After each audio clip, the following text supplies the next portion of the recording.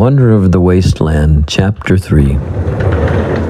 Arenas, the foreman, did not strike Adam as being typical of the Mexicans among whom he had lived.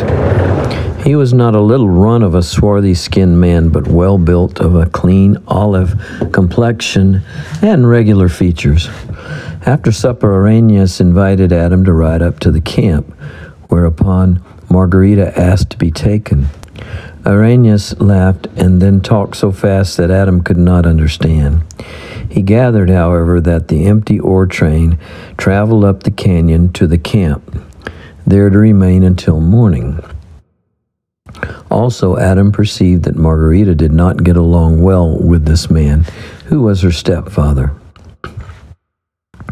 They appeared on the verge of a quarrel, but the senora spoke a few soft words that worked magic upon Arenas, though they did not change the passion of the girl. How swiftly she had paled.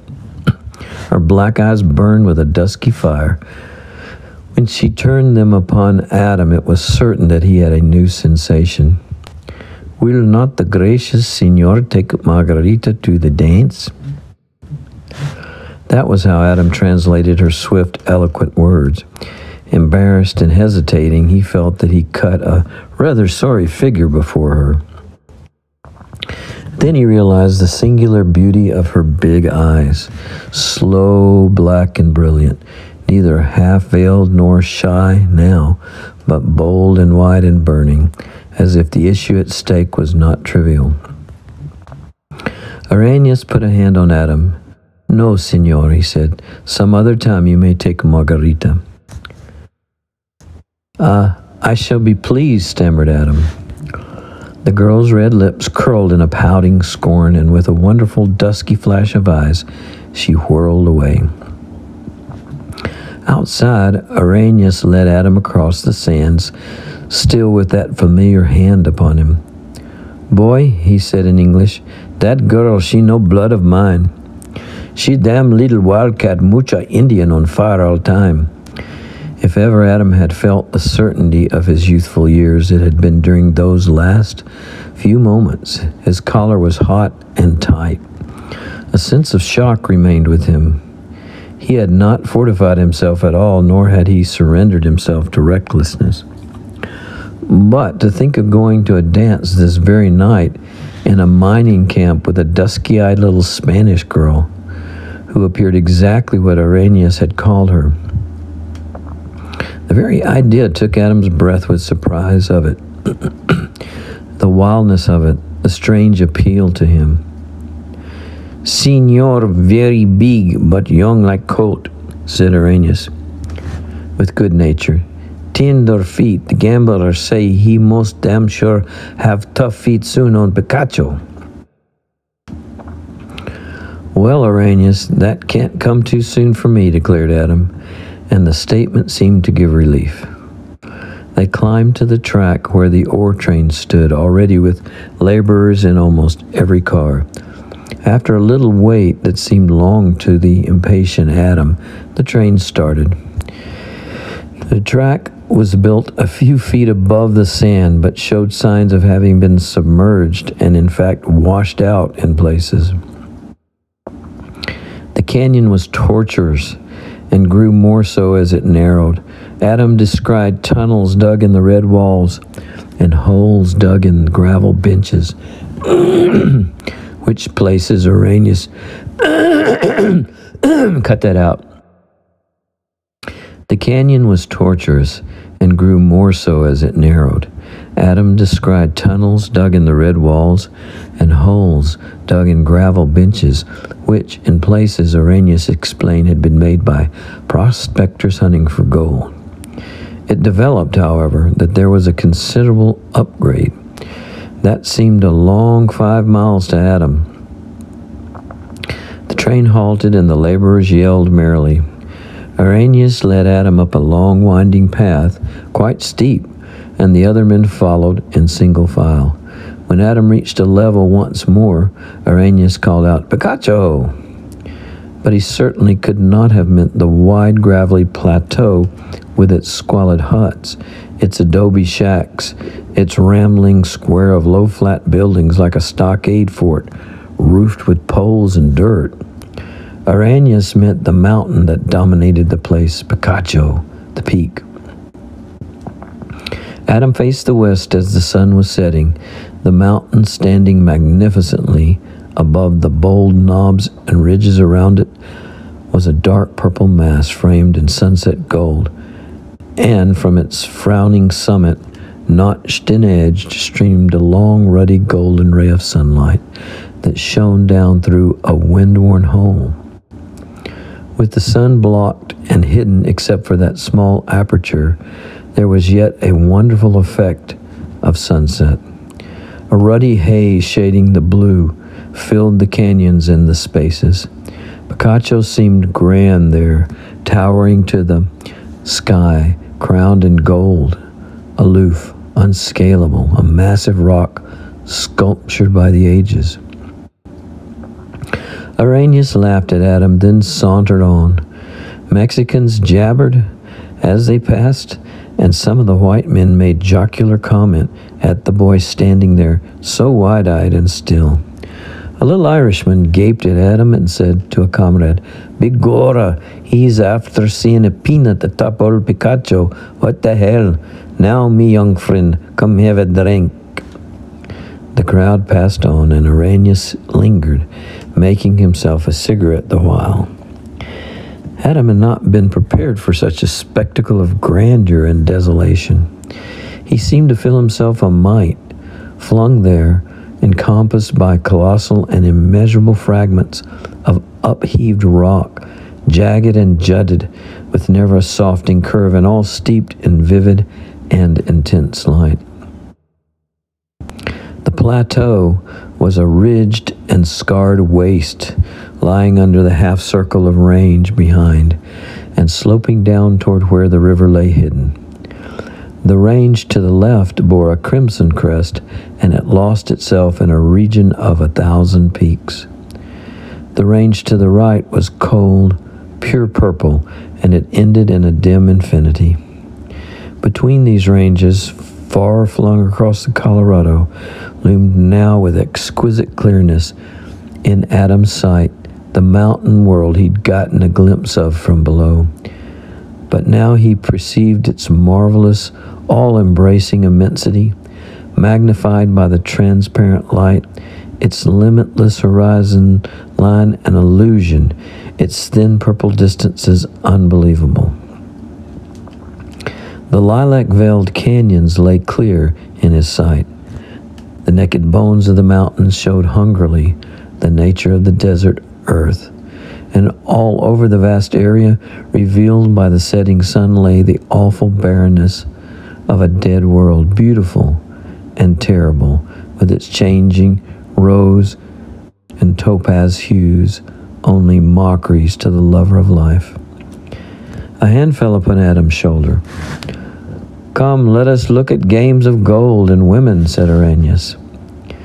Then he led Adam into a big, poorly lighted, low-ceilinged place, as crudely constructed as a shed, and full of noise and smoke. The attraction seemed to be a rude bar, various gambling tables, and some hawk-faced, ghastly spectacles of women, drinking with men at the tables. From an adjoining apartment came discordant music. This scene was intensely interesting to Adam, yet disappointing. His first sight of a wild frontier gambling hell did not thrill him. It developed that Arañas liked to drink and talk loud and laugh, and it took a bold chance at gambling game. But Adam refused and meant to avoid drinking as long as he could. He wandered around by himself to find that everybody was merry and friendly. Adam tried not to look at any of the women while they looked at him. The apartment from which came the music was merely a bare canvas-covered room with a board floor, and dancing was going on. Adam's aimless steps finally led him back to the sand-floored hall where he became absorbed in watching a game of poker that a bystander said had no limit. Then Adam sauntered on and presumably was attracted by a quarrel among some Mexicans. To his surprise, it apparently concerned Arrhenius. All of them showed the effects of liquor, and after the manner of their kind, they were gesticulating and talking excitedly. Suddenly, one of them drew a knife and lunged toward Arrhenius. Adam saw the movement and then the long, shining blade before he saw what the man looked like. That action silenced the little group. The outstretched hand, quivering with the skewer-like dagger, I can't find it. Paused in its sweep as it reached a point opposite Adam. Instinctively, he leaped, and quick as a flash, he caught the wrist in a grip so hard that the fellow yelled. Adam, now that he possessed the menacing hand, did not know what to do with it. With a powerful jerk, he pulled the Mexican off his feet, and then exerting his strength to his utmost, he swung him round, knocking over men and knocking over tables until his hold loosened. The knife flew one way and the Mexican flew the other, and he lay where he fell. Arrhenius and his companions made much of Adam. "We are friends, you'll drink with me," said Arrhenius grandly. Though no one would have suspected it, Adam was really in need of something bracing. "Signor is only a boy, but he has an arm," said Arrhenius, as he clutched Adam's shoulder and biceps with a nervous hand. "When Signor becomes a man, he will be a giant." Adam's next change of emotion was from fright to a sense of foolishness at his standing there. Then he had another drink, and after his feelings changed again, and for that matter, the whole complexion of everything changed. He could never have found the narrow path leading down into the canyon. Arrhenius was his guide. Walking on the sandy floor was hard work and made him sweat. The loose sand and gravel dragged at his feet. Not long was it before he had walked off the effects of the strong liquor. He became curious as to why the Mexican had threatened Arrhenius and was told that during the day the foreman had discharged this fellow. "He ran after Margarita," added Arrhenius, "and I kicked him out of the house." "The women, Signor. They do not mind what a man is. Have a care of Margarita. She has as many loves and lives as a spotted cat." For the most part, however, the two men were silent on this rock. By and by, the canyon widened out, and Adam could view the great expanse of the sky fretted with fire, and the mountain spurs rising on all sides, cold, dark, against the blue. At last, Arrhenius announced that they had reached home. Adam hadn't seen a single house in the gray shadows. A few more steps, however, brought tangible substance of walls to Adam's touch. Then he drew a long, deep breath and realized how tired he was. The darkness gradually changed from pitch black to pale obscurity. He could see dim spectral outlines of mesquites and a star shining through. At first, the night appeared to be absolutely silent, but after a while, by straining his ears, he heard a rustling of mice or ground squirrels in the adobe walls. The sound comforted him, and when one of them, or at least some of the little animals, ran softly over his bed, the feeling of utter loneliness was broken. "I've begun it," he whispered, and meant the lonely life that was to be his. The silence, the darkness, the loneliness seemed to give him deeper thought. The thing that puzzled him and alarmed him was what seemed to be swift changes going on in him. If he changed his mind every hour, now cast down because of memories he could not wholly shake, or lifted to strange exultation by the beauty of the desert sunset, or again swayed by the appeal of a girl's dusky eyes, and then instinctively leaping into a fight with a Mexican. If he were going to be as vacillating and as wild as that, it was certain that he faced a hopeless future. But could he help himself? Then it seemed his fine instincts, his fine principles, and the hopes and dreams that would not die began to contend with a new uprising of force, a wider something he'd never known, a strange stirring and alive emotion. But I'm glad, he burst out, as if telling his secret to the dark. Glad to be rid of Gerd, damn him and his meanness. Glad to be alone, glad to come into this desert, this wild desert. Glad that a girl's eyes looked at me. I'll not lie to myself. I wanted to hug her, to kiss her. And I'll do it if she'll let me. That gambling hell disgusted me, and sight of the greaser's knife scared me. Yet when I got hold of him, I felt my strength, and how helpless he was. I could have cracked his bones. Scared as I was, I felt a strange wild something that is not gone yet. I'm changing. It's a different life, and I've got to meet things as they come.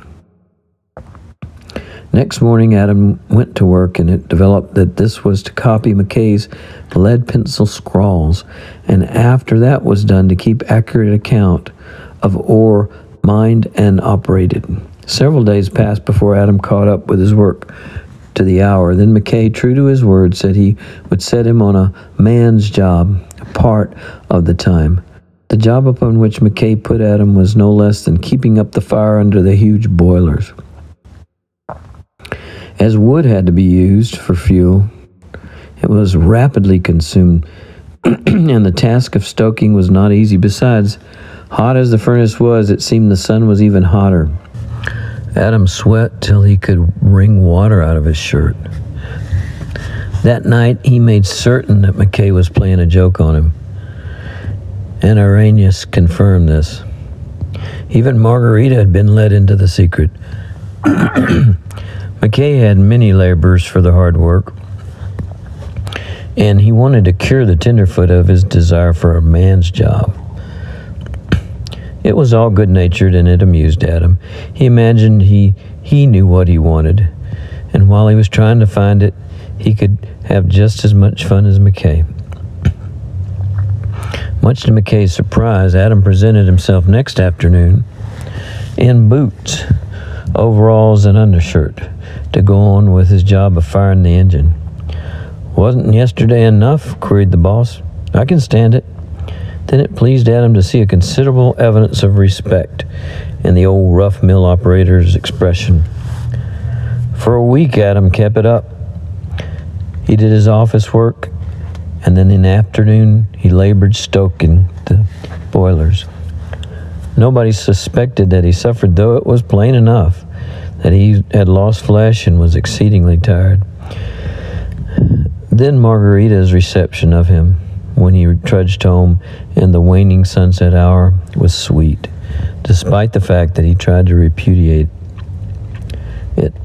Once she put a little brown hand on his blistered arm, and her touch held the tenderness of a woman.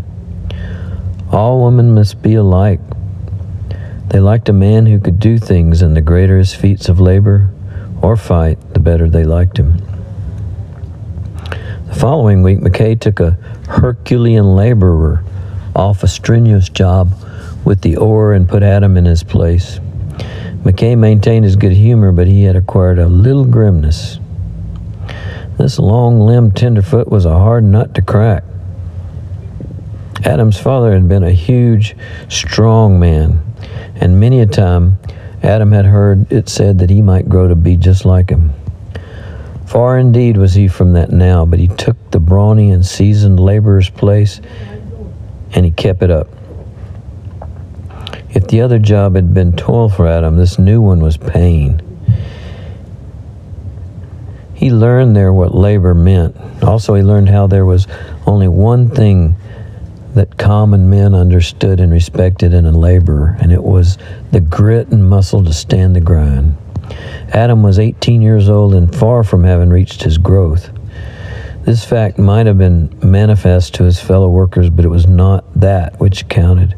He realized that those long hours of toil at which he stubbornly stuck had set his spirit in some immeasurable and unquenchable relation to the strange life that he divined was to be his.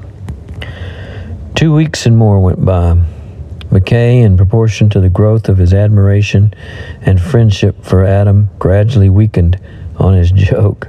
And one day, when banteringly he dared Adam to tip a car of ore that 2 Mexicans were laboring at, and Adam in a single heave sent the tons of ore roaring into the shaft.